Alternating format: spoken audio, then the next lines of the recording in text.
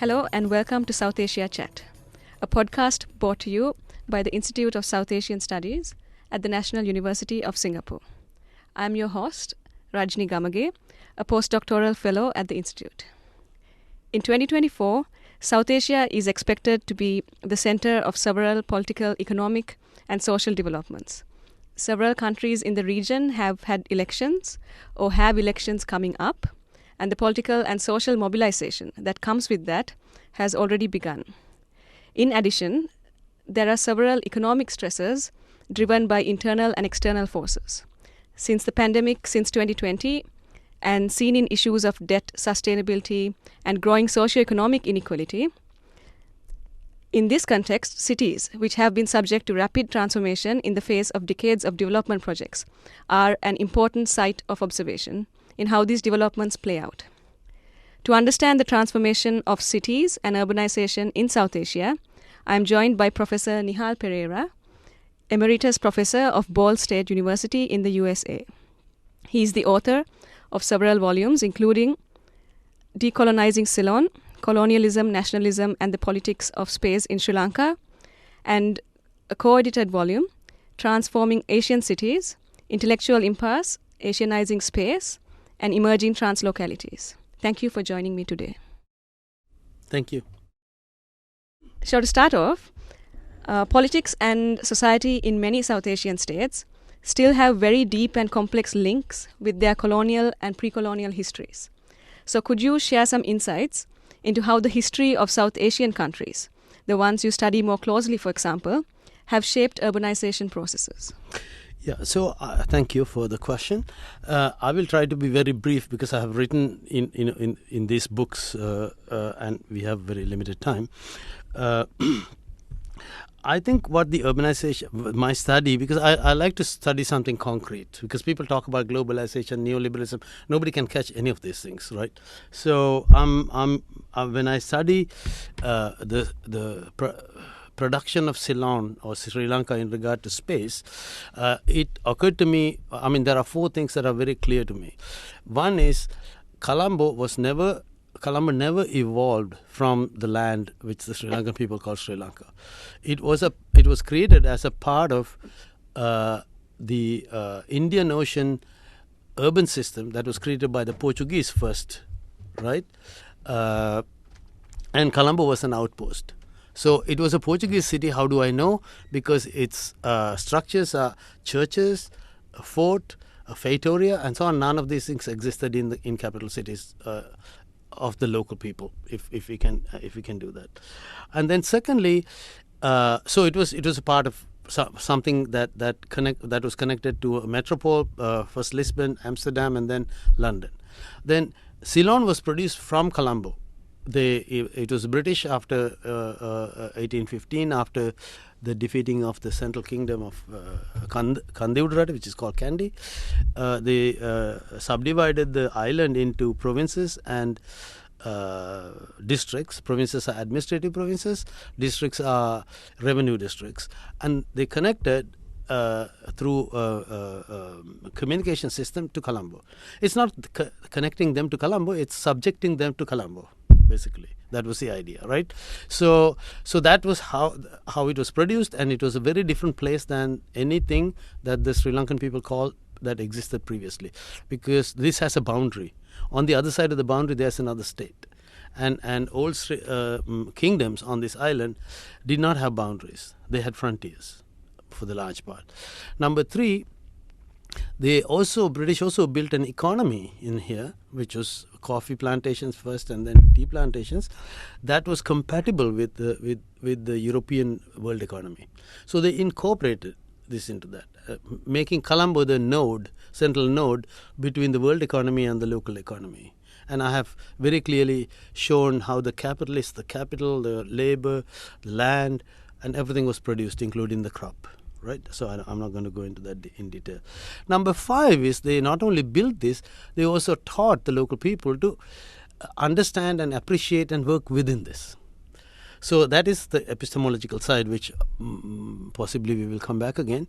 So therefore, the locals actually, in a sense, what independence means for me is that it's the brown people taking over what the white people did. So actually, Ceylon did not have a state. Neither did India or Malaysia or anything like that. They had a colonial administration. So the colonial administration is adopted as the nation state of the local people, right? And then that is why none of these provinces and district structure nor the infrastructure has been ever changed. Everybody's asking, why are we still having this colonial infrastructure and so on? I think that's what it is. It's stuck, yeah. Right. I think that's a very good kind of place to move on to my second question. As you describe Sri Lanka's legacy, colonial legacies, and how that continues into the reproduction of the present urban spaces that we see. So I would like to ask your opinion on what you think of this concept of a post-colonial city. How has space maybe been negotiated? Do we see hierarchies that were present during the colonial time reproduced in the current context, or do they manifest in different ways? So after independence, it's really interesting to see that the colonial, the center of Colombo, which was a fort, Colombo Fort because there was a fort, now there is no walls, but that was the administrative capital. It continued as the capital until 1982, until the parliament was shifted not too far, just outside of the boundary of Colombo, which is actually a little bit of a joke, I think, from a spatial standpoint, right? And then much of the administrative buildings still existed there. So I think they were comfortable. This includes the conservatives as well as the radicals, because I think radicalism also comes from Europe at the end of the day. So it is in there. So they all believe in, say, democracy and things like that. They never questioned what is democracy. How do we even talk about democracy? I wouldn't even ask what is democracy. I would ask, how do people make decisions? Because democracy is one way of making decisions by the Europeans, right? So rather than just accepting something that somebody else is doing, we can go back to the roots of something and then ask, what is the issue? But however, during the so-called era of globalization, the Sri Lankan government of 1977 decided to move the capital to Kotte, as I said earlier, and they readjusted. They wanted to transform the Colombo Fort area into a central business district of the global kind. So, but I think it was a very interesting strategy. I haven't seen this in many other places. They moved, so they did not allow any local architect to design this. It's a Singaporean. They wanted to become a Singapore, and then Singaporean architects designed the tallest building there, and so on. It was a model which didn't take off for a long time. Yet they moved the parliament, which the design of which was given to the so-called leading Sri Lankan architect, and it was built in somewhat of a Sri Lankan style, right? So that gives a national representation. So there was a very interesting split between those. But now I think it has gone beyond that, because now they are refurbishing colonial buildings, to bring back to the market and so on. The city, I don't think you asked, so I'll stop here. We have come to a point where Colombo is pretty much a kleptocratic city. I think that's really fascinating how you mentioned that even as the state in its urban design develops or designs the city in a way that appeals to a global capital, global market, while at the same time retaining some degree of so-called national authenticity. I think that's a very interesting dynamic. And before I move on to my next question, I think I'd be interested to know what you mean by a kleptocratic city. I think Sri Lanka currently has I have written about this, but I have not published yet. It's in the process. I believe the system, if there is a system in Sri Lanka, is a kleptocratic system. It's a very hard thing to prove, from traditional academic ways, because nobody is kind of like nobody tells how they earn money in Sri Lanka, right? I mean, because those days we used to have data, right? I mean, people now they don't, and they're asking, why are you calling us thieves and stealing? And I'm not calling that because I don't know, but I know some people became rich. I mean, one person became rich, like he became the president, and by the end of the term, he became the richest person. And if you can become the richest person if you don't have like Jeff Bezos or somebody like that, right? So there should be some other income that they are not revealing. So I don't know. So this income should be coming from another place, right, wherever. So when I look at it from an academic standpoint, I see that the state has been taken over by the government. Now, state and government are two separate institutions. State is elected, government is kind of like, through skills and, professions and so on. So when I was a kid, the permanent secretary used to advise the minister. Now, no, the minister will tell the permanent secretary what to do. So it has become something very different. So the politicians, they are actually together. Because, earlier, one party said, if we come to power, we will send these guys to jail. But nothing happens because they file cases and they withdraw, whatever. Nothing has happened. Eventually, what I'm thinking, my hypothesis was proved when they got the opponent to become the president of the Rajapaksa regime, right? So they have been together. I mean, I don't know who steals and who doesn't steal, but the thing is, there's a lot of money that's being, because the Auditor General has been saying, there's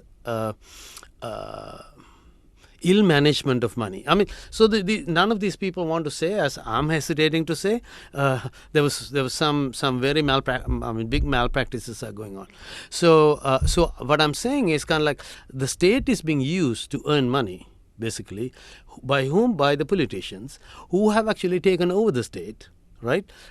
So it is a very different system than capitalism. In capitalism, the capitalists would invest and exploit labor. So there is production process and so on. I mean, I don't see, of course people can say there's production, there's trade unions. Of course all these things are there. But the thing is, the main system doesn't function like that. So that is and what happens to the city is, so the city is transformed into a space of consumption, right? And they are bringing in all the colonial structures back into play, and actually they are for very rich people, right? I mean, and tourists. And there is a kind of like a group, I don't want to call a mafia or something, but there's a group that runs all these things, these businesses. But these businesses are not capitalist enterprises in the Marxian sense, right? Yeah. Well, I think these are topics that are very pertinent, especially in the aftermath of the Aragalaya, where a lot of these topics of public mismanagement of funds, corruption, were very central to the people's protests, and also kind of, I think, harking back to what you raised earlier on during this chat, which is that the city has historically been a site of accumulating capital that has been obtained through an extraction Right. form of economy. And to see that reproduced in the current context, as you say, maybe I would argue at a different stage of capitalist growth. So, I mean, If you like so. Yeah. And the kind of elite bargaining and elite politics at the political level, at the business level, at all these different levels. I think that's a very interesting point you raise. Perhaps I will move on to a very related question. As I mentioned, the 2022 People's Protests, which captured, I think, a lot of regional and international attention. In your observation of how the People's Protest manifested in Goldface Green in Colombo, how were you able to make sense of how space was negotiated by different groups of people who congregated at this space? And are there any insights that you have from these observations for the current state of politics in Sri Lanka? Yeah, I mean, I can't, as I was kind of like somewhat reacting about capitalism, like as you said, I usually don't look at from largest, because I'm not insecure not having a larger concept to understand, because I would very much, I think in Asia, in transforming Asian cities, you had a question you may not have time to ask, but I would like to understand Asian cities and Asia from Asia, not from outside, right? So in regard to the Aragale or the uprise, what happened was, if I may be brief, I've written a chapter that'll come out. People eventually, if I may call quote unquote people, they occupied the agitation site, which was designated by the president. Right? I mean, this is a part of Golface. It's not Golface. And so many agitations happened there, but this time it was overwhelmed and it was occupied. First with 2 tents, and then it became this occupied site. So in a sense, I can say I'm relating to a lot of international events like the Occupy movement and so on, but I don't think anybody planned anything here. There was no pre-planned thing, right? And then once they occupied this land, the state or the government, there's no state in that separate sense actually, the government opted to fight, take it back. Now, government has options, I think, in my research.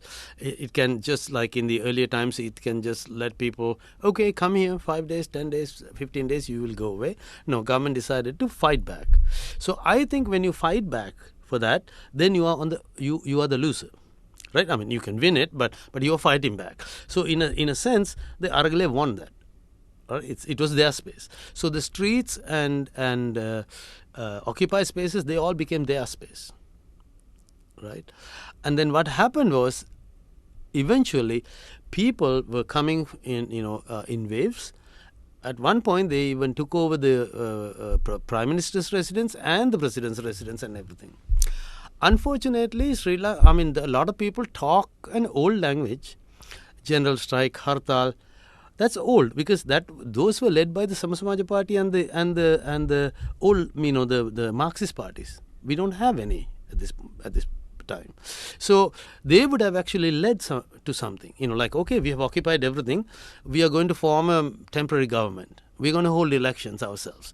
Or we are going to have a discussion about what should transportation be, what should education be. There were lots of options that the political parties involved did not see or did not want to see. So people, for the first time in Sri Lankan history, people went beyond the political parties. And then they were turned into jokes. The media was telling, these guys were swimming in the president's swimming pool and so on and so on. Now, you can see, in a sense, people won, yet at the same time they lost, right, in a sense. But then the Prime Minister left on May the 9th, and President fled the country on July the 9th. And then they were trying to kind of elect a president in the parliament, and then the JVP, which the only party other than those main parties has any elect seats, and were even partially or slightly represented, said we are going to contest the elections. I think that's when the Aragale was lost. I think they did not want the Aragale to win the way they made their own statements. So the thing is, they found an option where they have 3 seats out of 225. They can get 3 seats. That doesn't mean anything to a people's political party, or they can win using the government's votes, and then they can't do anything, right? They will have to continue, which Ranil is doing right now, right? So they I don't know whether they fell into a trap or they thought something big. So spatially speaking, people brought the Aragale to the Aragale site and the streets, which was their domain. That was their space. They won it. And then they extended it to the presidents and those residences. And then the JVP brought it back to Parliament, which nobody would have expected. And the Aragale died in an unfamiliar place, which is the Parliament. Parliament was never a part of the Aragale, and JVP was very successful taking it to the Parliament. Perhaps I will ask a closing question in line with some of these very interesting thread that I've maybe been noticing in your discourse. Even as you mentioned before that you would rather not be tied to a large theoretical framework. And also I found it very interesting, your remark, which was that in searching for solutions to the social problems that we face, social and political problems we face in our societies. Often we go back to frameworks and concepts that were conceptualized perhaps in very different periods and might not be as transformative or relevant to the current context. So just in closing, in some of your work on Asian cities, so even beyond Sri Lanka, you have mentioned how there's an epistemic impasse in reading Asian urban transformations, and this being one of the biggest challenges. So could you briefly elaborate on that? Yeah, I mean, I was interested in asking this big question. Asia is going to lead the world. Asia is transforming. This was like that for a couple of decades, right? Or a few decades.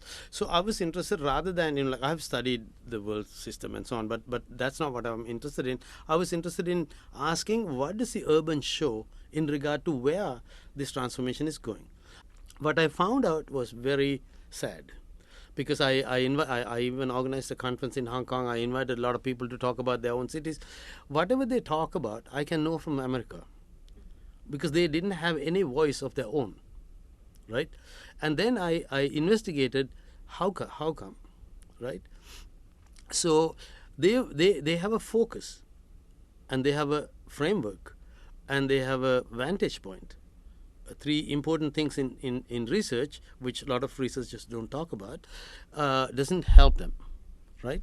In regard to the focus, they focus 60% of the, I just checked the literature, 60% of the literature focus on the central business district. Central business district is something that the Western people understand. When they go around, I'm also Westernized people like us, when we walk around, we see central businesses, Pudong, Bandra Kurla, fantastic, right? And then the second one, about 30% is about the slum. That's the opposite of the Western developed city, right? It used to be more than 30%, but now it's 30% because so many business districts are developing. 10% is about the heritage history. That's Hegel's idea that Asia is caught in history, and we are modernizing, we are transforming. We had the Industrial Revolution and that kind of stuff. So very much caught up in, we understand the non-Western city in regard to the Western city. It's something that urbanists are trapped in, and I don't know how to do that either.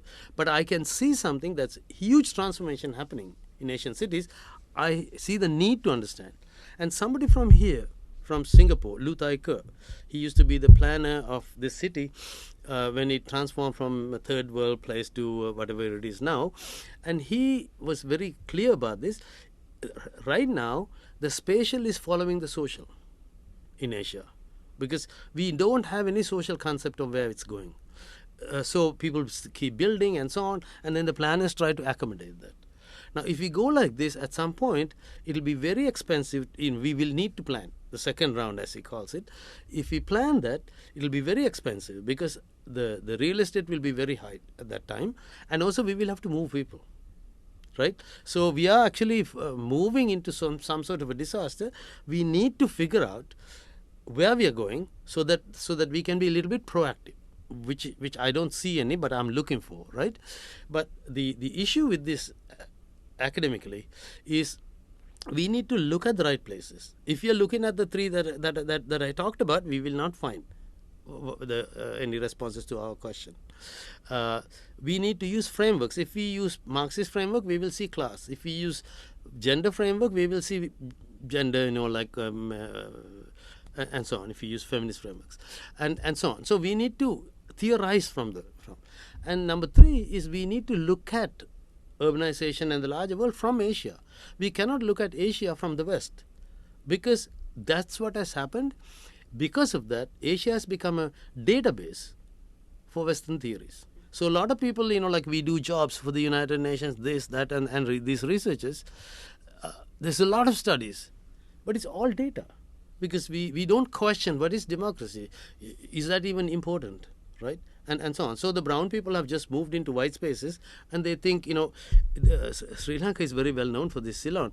They say Ceylonese people in the early 20th century, they were so much into out English in the English, because one has to understand there's no way to understand Asia from a non-nation standpoint.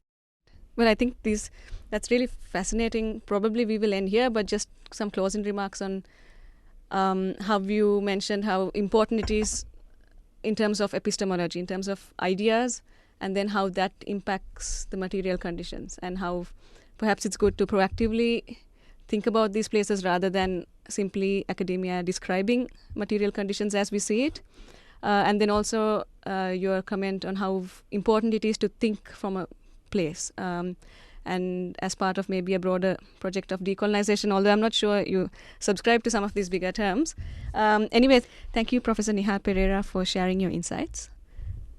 Oh, thank you very much for having me. I really enjoyed it. You are listening to South Asia Chat. To learn more about our work, please visit us on isas.nus.edu.sg.